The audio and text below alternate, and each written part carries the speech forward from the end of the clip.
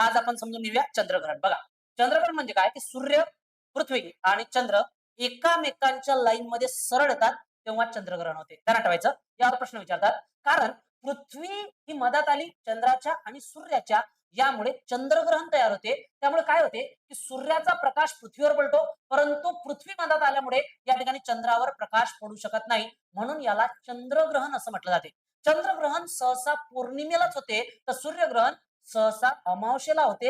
एवढं ध्यानात ठेवायचं. विद्यार्थी मित्रांनो, चंद्रग्रहण हे साधारणतः 1 तास 45 मिनिटाचे जास्तीत जास्त असू शकते. बघा, चंद्राचा जर पूर्ण भाग झाकला गेला असेल याला म्हणतात खग्रास चंद्रग्रहण. काय म्हणतात? खग्रास चंद्रग्रहण. आणि जेव्हा जो चंद्र आहे याचा काही भाग झाकलेला असेल त्याला आपण म्हणत असतो खंडग्रास सूर्यग्रहण. अशाच प्रकारची माहिती आपण आपल्या तलाठीच्या, आपल्या क्लर्कच्या बॅच मध्ये शिकवतो. तेव्हा नक्की जॉईन व्हा टेक्स्टबुकला आणि भेटा मला.